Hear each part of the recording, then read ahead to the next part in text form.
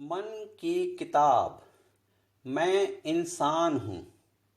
मैं इंसान हूँ, मैं महान हूँ, मैं ही भगवान हूँ। सृष्टि की रचना के साथ सारे जीव जन्मजात अवस्था में विचरण करते थे। बिना भेदभाव के कुदरत ने सब जीवों को सांस के साथ शरीर में आँख, नाक, कान, पेट, प्रजननशीलता, यहाँ तक कि दिमाग, मन, हृदय से लेकर जुबान भी सब जीवों के साथ आदि मानव को भी दी थी। क्रमशः अपनी विकास यात्रा में जब आदि मानव ने पत्तों से शरीर ढकते ढकते आवरण के रूप में वस्त्रों को ईजाद किया, तब सभ्यता का प्रथम शब्द शर्म लिहाज इंसान की जुबान पर आया। उसी क्षण बिना आवरण के सभी जीवों को बेशर्म और असभ्य की श्रेणी में रखते हुए खुद को इंसान ने सभ्य मान लिया। पर क्रमशः अपनी विकास यात्रा में इंसान जितना ऊपर उठा है उतना ही नीचे भी गिरा है। विकास के रूप में उन्नति के शिखर उसने छुए हैं, पर साथ ही अवनति और अधोगति की खाई में गिर के उसने अपना ही विनाश भी किया है।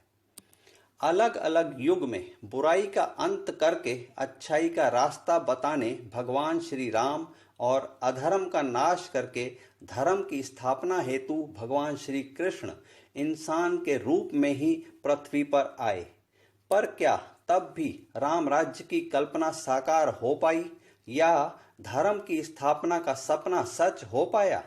इस बीच ईसा मसीह बुद्ध के साथ साथ जाने कितने पीर पैगंबर आए, धर्म गुरु आए, विचारक और उपदेशक आए, समाज सुधारक आए, पर बावजूद इसके हर युग में बुराई, अधर्म, वैमनस्य, झूठ, छल कपट, लोभ लालच, तृष्णा, बदले की भावना, हिंसा इत्यादि नासूर समाज में कोढ़ की तरह व्याप्त ही रहा। इंसान के द्वारा इंसान के ही रक्त रंजित इतिहास के पन्ने दर्द, वेदना, आंसुओं से कराहते हुए कड़वे सच के साथ हमारे सामने हैं। धर्म के नाम पर मंदिर, मस्जिद, गुरुद्वारा, गिरजाघर बने हैं। संत और गुरुओं के हजारों की संख्या में पंथ स्थापित हुए हैं। आदर्श मार्ग बताने हेतु उपदेशकों के अलावा पुस्तकों के रूप में साहित्य भरा पड़ा है। मानव धर्म की राह दिखाने के लिए धर्मशास्त्र और ग्रंथ हमारे हाथों में हैं। बावजूद इसके मर्ज बढ़ता गया ज्यों-ज्यों दवा की। परिणाम के रूप में सच्चाई से हम इनकार नहीं कर सकते कि समाज में प्रेम नहीं नफरत बढ़ी है। धर्म ग्रंथों और गुरुओं के द्वारा मानवता का पथ दिखलाने के बावजूद मानवता गायब क्यों हो रही है? इंसान ही इंसान का दुश्मन क्यों है? वह मनुष्यता और बदले की भावना का इंसान शिकार क्यों है?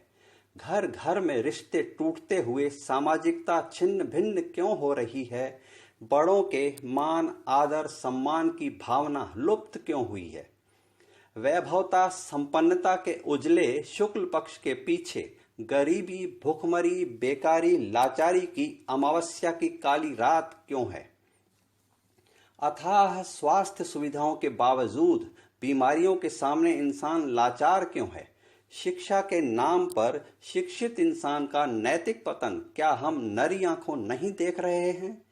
खुद को इंसान विकास पुरुष और सभ्यता का ठेकेदार अगर मानता है तो उसे अपने ही विनाश पुरुष की छवि को भी जवाबदारी से स्वीकारते हुए कहने में संकोच नहीं करना चाहिए कि मैं ही हैवान हूँ, मैं ही बदनाम हूँ, मैं ही शैतान हूँ।